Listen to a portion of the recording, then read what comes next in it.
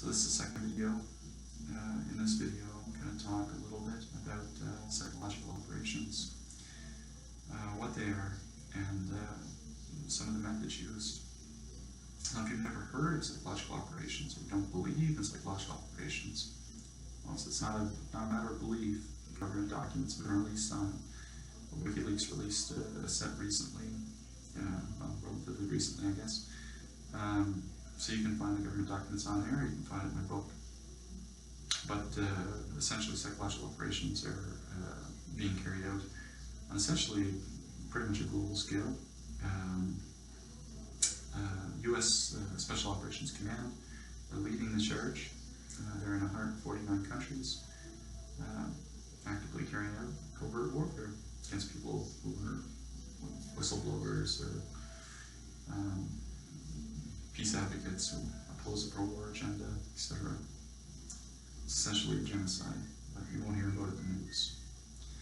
News is largely controlled by corporations and the government, so people carrying it out have an obvious interest in keeping this covert. So, if you have any doubts about this, again, I would encourage you to turn to my book. You'll see the names of people, like people who have infiltrated the news agencies, who have actually worked for the intelligence agency in operations where they've actually infiltrated news agencies. So, and you see this now, like the news agencies are coming out about this. They are, dozens of news agencies have filed complaints about national security letters not being allowed to report on important stories for fear of being charged. So psychological operations, the tactics used are very similar to Zerzetzing. If you're not familiar with Zerzetzing, check out the TED Talk by Hubert Isnavi. It's Zersetzung, Zersetzung. It's originally developed by Hitler, refined by the East German Stasi, the political police at the time, and has been further refined by U.S. SOCOM and other Special Operations Command. Zersetzung is an absolutely brutal program. They lower morale at every opportunity. They destroy all social support networks. It's basically a recipe for suicide. So they torture people to the point that people rather kill themselves than continue with being tortured. And you see this, like I mentioned, like in BC with the high number of suicides from people under police investigation. So what a lot of people wouldn't think of the United States carrying out a genocide is crazy. They ended the genocide in Germany. Well, what a lot of people don't know is during Operation Paperclip, the Central Intelligence Agency actually recruited those Nazi scientists, brought them into the United States to continue the research. So it didn't end at that point. The United States got a lot further with it than the Nazis. 149 countries infiltrated. So a few places SOCOM was not. Bolivia, parts of China, they're in Hong Kong, Russia. But the intelligence agency has contractors everywhere, so there's no spot to run. Maybe to the jungle or mountain. Sorry to be bearer of bad news, but reality, that's what you're looking at. So, these people are being re-victimized in psychiatry. So the people, psychiatrists are good people. 99% of them just unwitting participants. They have no idea. They don't even know what psychological operations are. They never heard of Zersetzung, never heard of MK Ultra, never heard of COINTELPRO, Operation Checkmate. They don't know anything about this stuff. And we're not taught about it in med school. We're deliberately left in the dark about it. So they're missing every case. So right now there's 1 million people on the government watch list in the United States that are being vigorously harassed and psychologically tortured. It's a million today, it's a dynamic list, so it changes, so 10 die tomorrow, 10 more we could add, so over a year it's a lot more than a million. But yet, you know, I've done rotations in inpatient psych, outpatient psych, emerge psych, and talked to colleagues and other psychiatrists, psychologists. Not once has there been a case where they have concluded that the person was under harassment by the intelligence agency. So it's every one of these cases are being missed. And it's because of indoctrination. I think one of my first days on psych rotation, they told us if anyone comes in and reports of being, you know, harassed by the intelligence agency, they're delusional or schizophrenic. And we ask other questions, but if you come in and say that, you're getting a diagnosis, regardless of other questions and answers. And that's the reality. And you know, the issues because psych guidelines are developed by general consensus by experts. Experts are basically whoever the CIA was under the influence of the CIA, who was put in the position to do that at the time. So look at guys like Donald T. Cameron, who was president, top of the food chain, American Psych Association, Canadian Psych Association, who was you know, one of the head guys in MK Ultra, behavior modification, mind control type research that the CIA conducted in 44 universities in the US and Canada.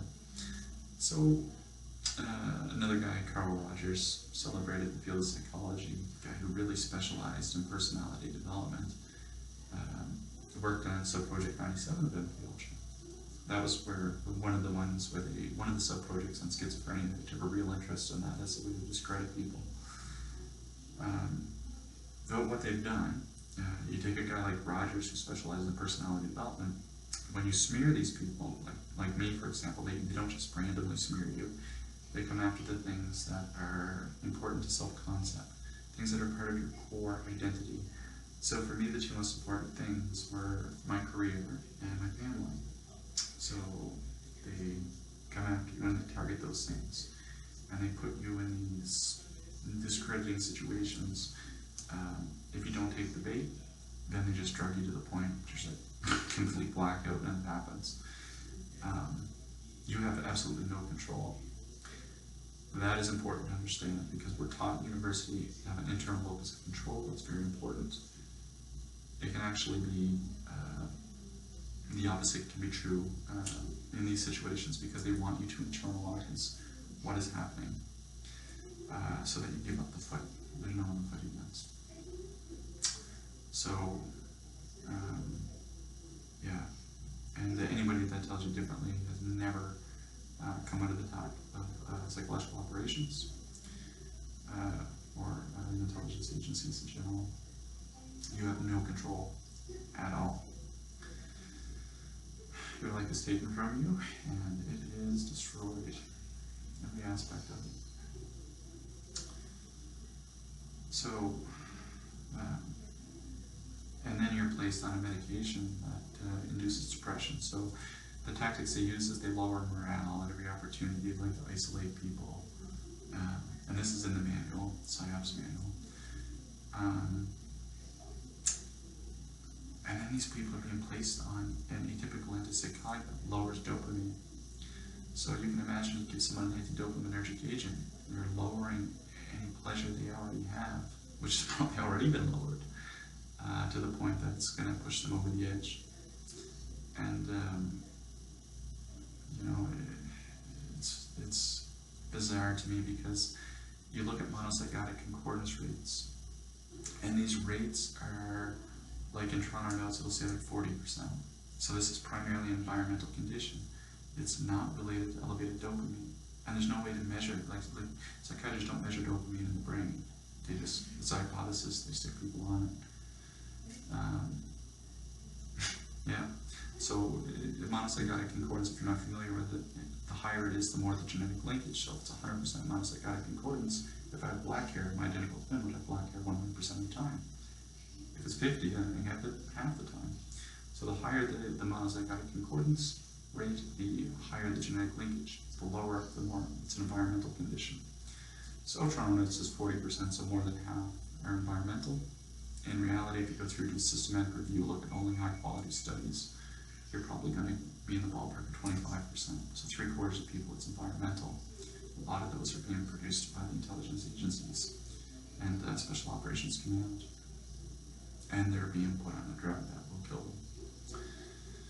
So it's time for psychiatrists to wake up. Sorry to say, guys. Very nice group of people, very smart people. Very much indoctrinated, read the DSM checklist over and over and over again without questioning where these guidelines were developed, who developed them, where the financial funding came from. Not familiar with political abuses of psychiatry that COINTELPRO are sensing, Operation Checkmate, etc. There's millions of people talking about human torture, and the only thing that will happen in the media is mainstream media will release a discrediting story about aliens or something. So, something ridiculous, just based on the fact that the agents are creating these fake profiles online, talking about all kinds of nonsensical stuff, which you'll see in the J-Trade article by Glenn Greenwald on how covert agents infiltrate the network, the internet, and make it seem like things have been arrived at by general consensus, when in fact it's just people paid by the gov to cover up crimes, basically. So I encourage you to check out that article and attend to Trevor Hansen, Hubris Nabi. So, psychiatrists, sorry, I don't think I'm grandiose. I've gone through the research. I don't think I'm smarter than you. I'm sure you're much smarter than I am. But you need to question these things. And I know you don't like to rock the boat. There's a high level of conformity in medicine. But you have an obligation to your patients to look into this stuff. And when millions of people around the world are reporting it, it needs to be taken very seriously, because these things historically have not been released until like 20 years later, when perpetrators have died. So you have an opportunity to intervene now, so please do that.